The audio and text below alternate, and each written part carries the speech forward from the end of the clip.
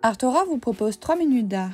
Je m'appelle Chiara Ardina et aujourd'hui je vous propose de découvrir ensemble un chef-d'œuvre de l'histoire de l'art, le célèbre Jugement dernier de Michel-Ange, situé dans la chapelle Sixtine au Vatican.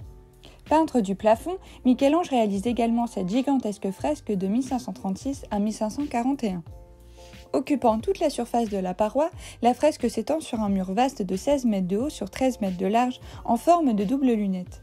La première impression qui se dégage de cette immense œuvre qui comporte plus de 400 personnages est celle d'un événement véritablement universel au centre duquel tient la figure puissante et athlétique du Christ.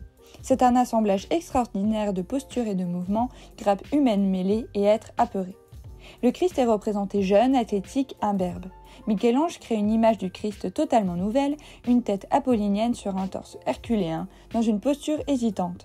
Son geste à la fois impérieux et calme semble attirer l'attention. La Vierge Marie, en bleu, est jeune dans un mouvement d'effroi et de résignation. Autour de la mandorle, le juge suprême, se trouvent des saints, tenant les instruments de leur martyre, témoins de la foi et élus qui attendent l'annonce du verdict.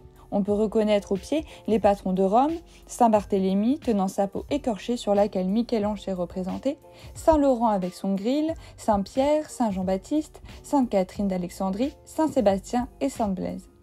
Dans les lunettes supérieures se trouvent 2 groupes d'anges portant les symboles de la Passion. Les corps nus s'en mêlent, écrasés par la colonne et soutenant la croix. Au-dessous du Christ, au centre, les anges de l'Apocalypse, dépourvus d'ailes, réveillent les morts au son de longues trompettes.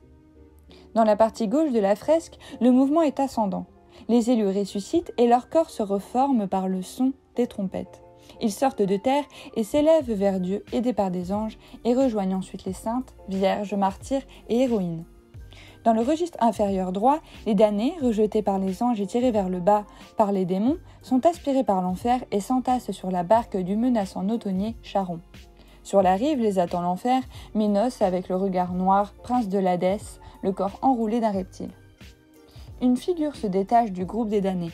Anéanti par le jugement, il ne se débat pas, mais au contraire accepte son sort. Ce personnage représenterait l'artiste lui-même. Michel-Ange peint les personnages avec détail et perfection. À travers cette fresque, l'humanité est représentée impuissante et soumise à la puissance divine.